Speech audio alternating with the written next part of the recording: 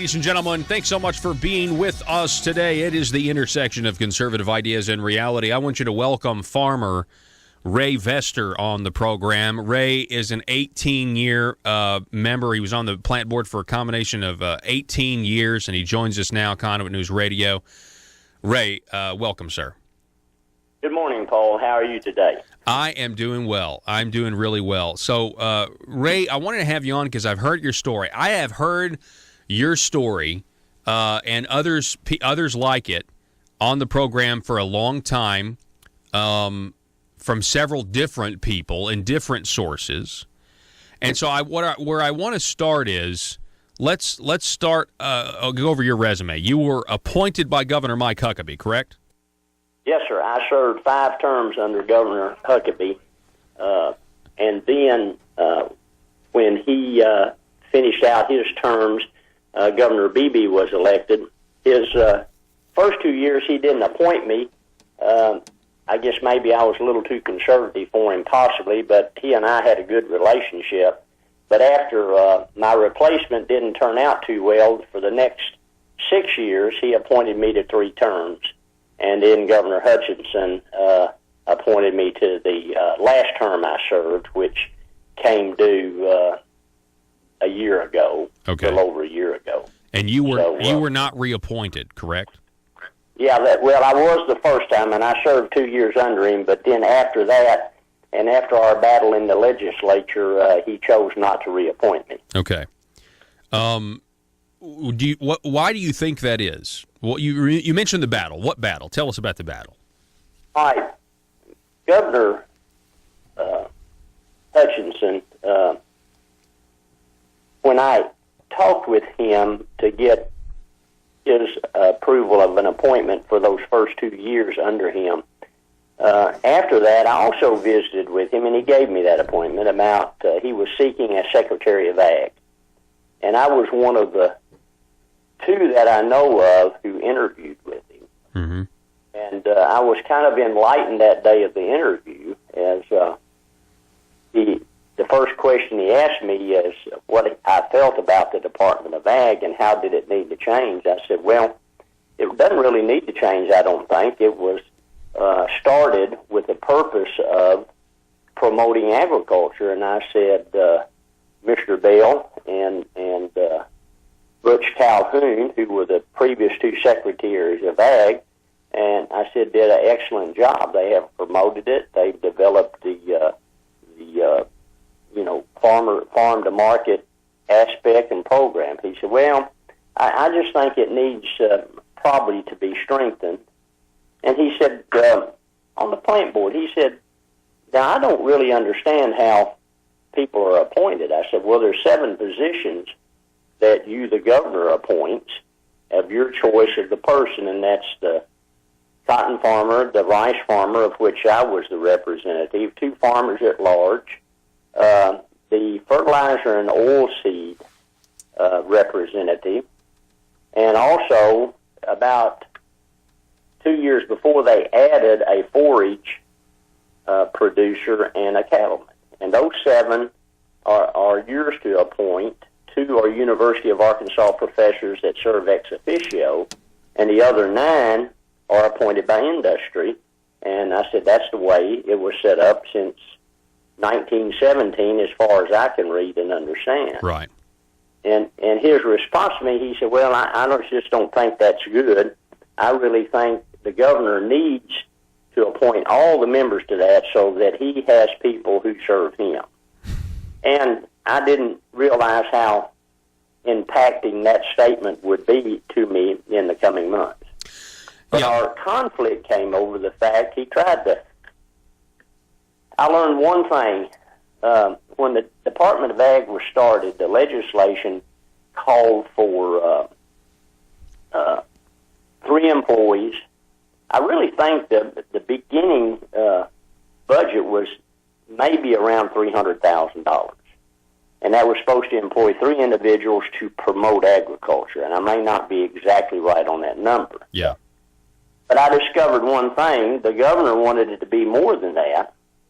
And so that started changing, and he kind of used a term I'm accustomed to in the banking industry called cram down, and that's in mortgages. But anyway, that's a different number. And he was taking over control of the plant board.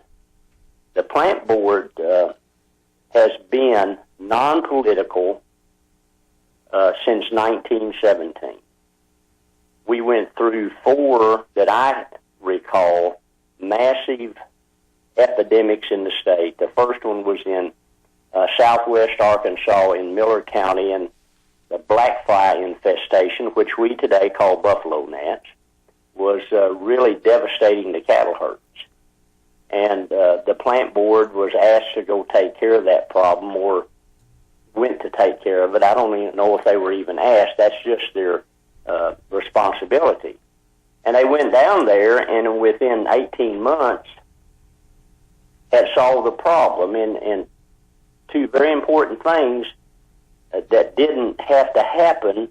I think there was no legislation to allow them, because that was their responsibility, and there were no monies appropriated for them to spend to do that, because their income, the plant board gets a $500,000 appropriation from the legislature each year. Mm-hmm. And that $500,000 goes into an emergency fund, and it sits in escrow, and it's used if an emergency breaks out in, whether it's livestock, poultry, or even in row crop. That money can be used for that.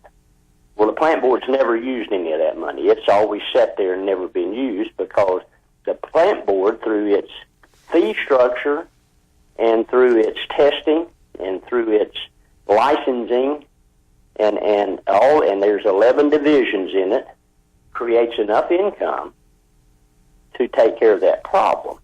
So about how much money a year? How much money are we talking about a year the plant board bring in?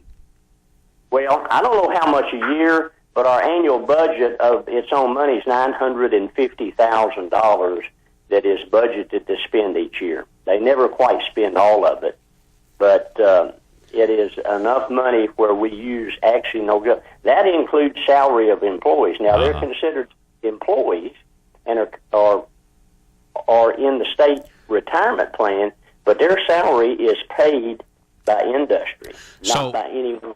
Well, my question is, we're talking with Ray Vester, 18-year member of the plant board, appointed by Governor Huckabee. My question to you, Ray, is this money that is there, and there's been 2 attempts now to take over the plant board. It's been defeated. You just said, what it sounded like to me, that Asa wants to appoint all members because he wants loyalists there that support him.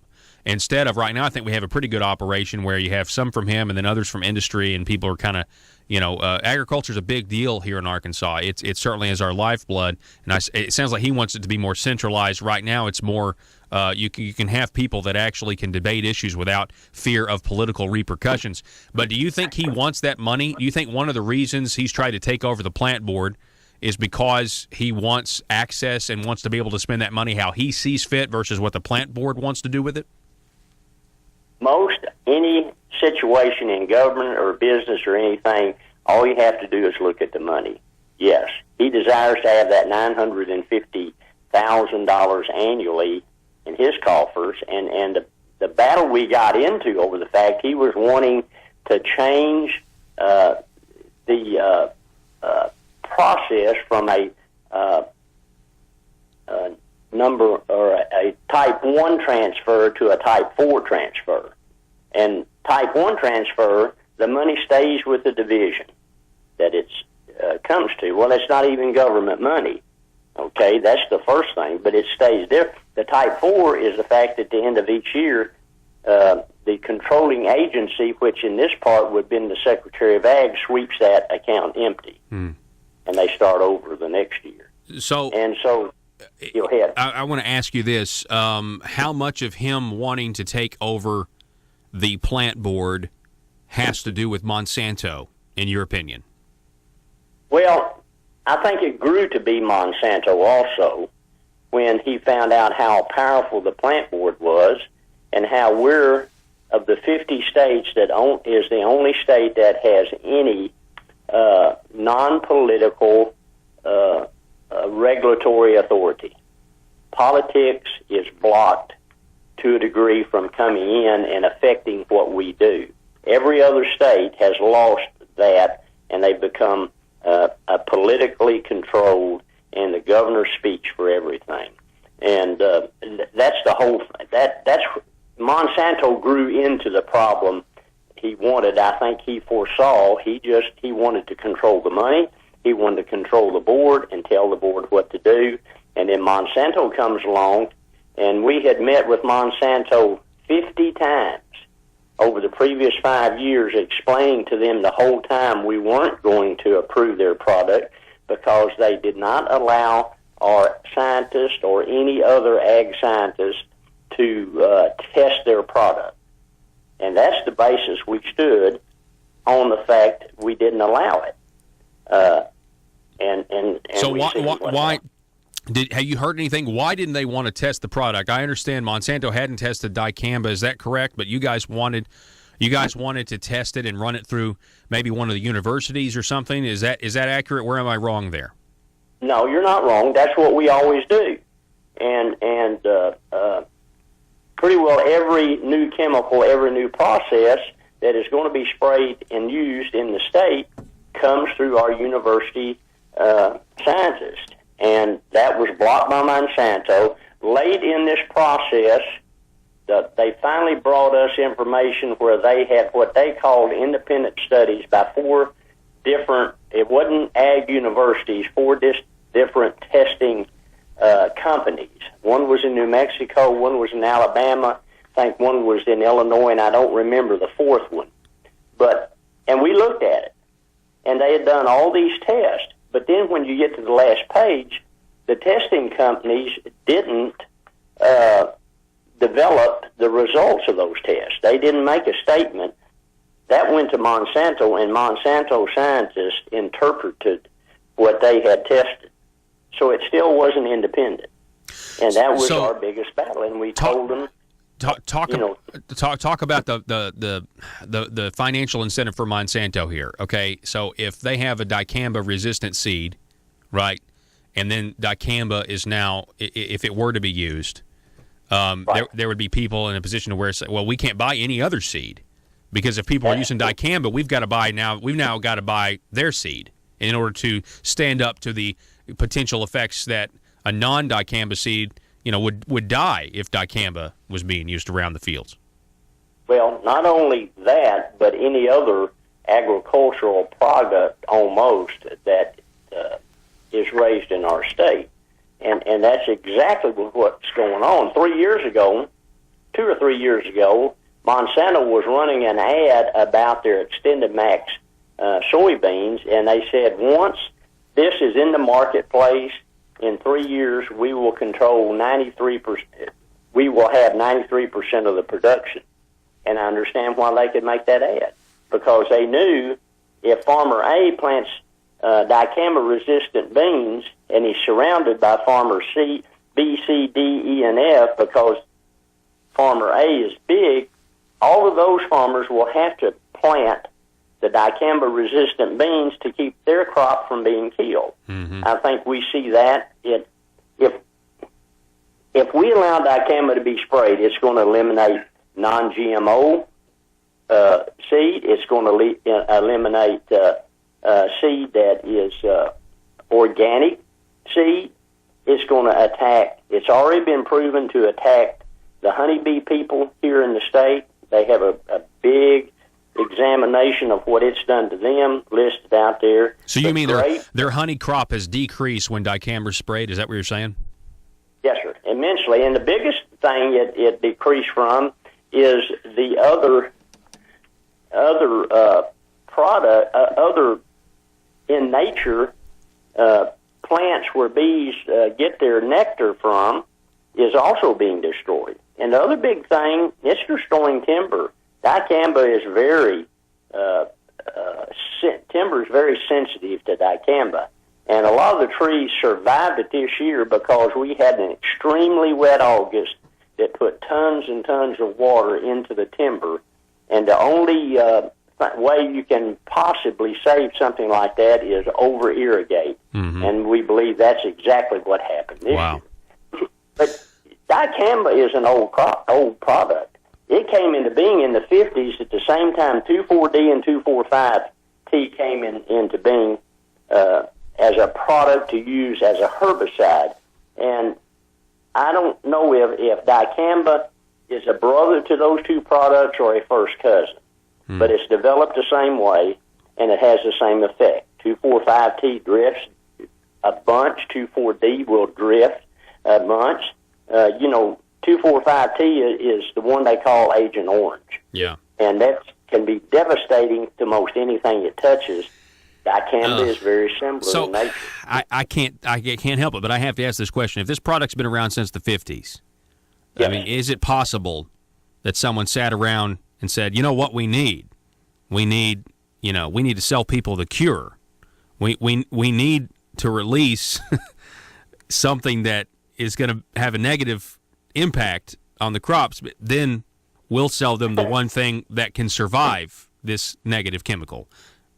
Well, I don't know about that. The biggest thing that happened to Monsanto, in my personal opinion, is they rode Roundup till it was no longer a viable product, till resistance was so bad, and they had put all their money into Roundup, and glyphosate is the proper name.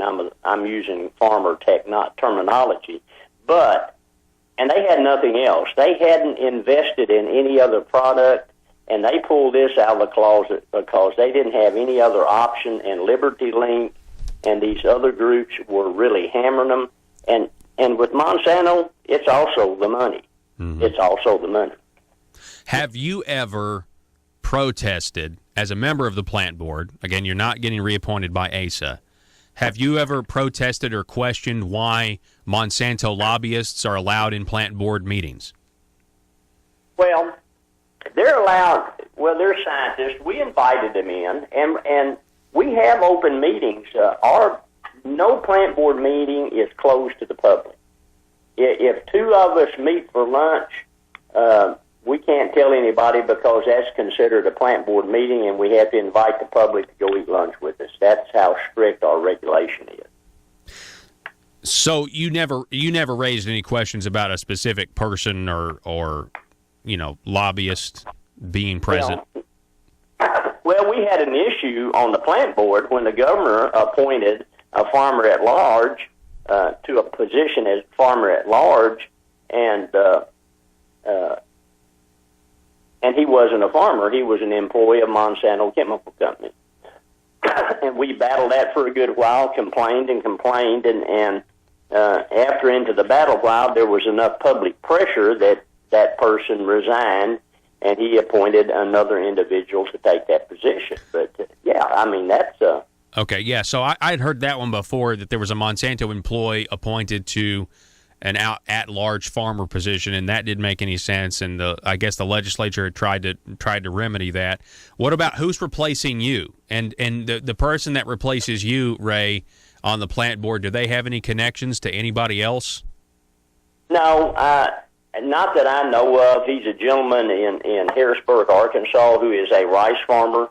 A couple of his neighbors are on the Seed Growers Association, and they're very positive about him, and I don't think he has caused any problems, but he has no experience in this field. The biggest thing, the governor didn't reappoint Larry Giroux or Danny Finch. Danny was a cotton farmer representative. Larry was the oilseed and fertilizer representative. And he didn't reappoint those. And because the main reason I think he didn't reappoint, they were leadership on the board that helped lead that board to make decisions. A board's only as good as the leadership on it. And the governor has consistently and slowly tried to eliminate any leadership of people who would speak up and be willing to say anything. And he's also taken care of experience. These men had lots of time, and so do you think they're okay? Do you think that you're no longer on the board, and these other men are no longer on the board because they were so outspoken against the use of dicamba? And do you think that eventually dicamba is going to be, I mean, if he succeeds in taking over the plant board, if for some reason there's the legislative will to do what he wants and to eliminate the status quo as it is, I mean, do you think that then, for example, let me just ask you this. If Asa had what he wanted, if the plant board looked the way he wanted it, would Monsanto be being sprayed right now? Or dicamba? There would be no limitations on Monsanto's product of dicamba. They went to the Legislative Council asking us to expand, or the plant board to expand the dates you can produce it, and the plant board went back and looked at the weather conditions, the temperatures, the inversions that happen, and they didn't approve that. They left it where they had placed it because it was scientific information we used to decide when it could be sprayed. We got last question, Ray. I'm sorry, then we got to go. The plant board is 100 years old. I'm told you guys wanted to recognize that in some way, and you guys met resistance by actually getting an official recognition of the 100-year anniversary of this historic board. Is that true?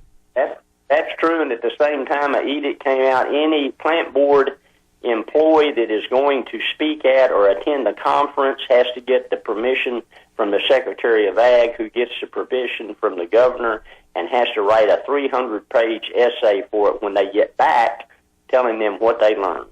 So he's blocking them from interacting with other states as much as possible. Ray Vester, I appreciate it, sir. Stay in touch. I'd love to have you on again soon. And if we didn't cover anything you wanted to cover, we can do another interview.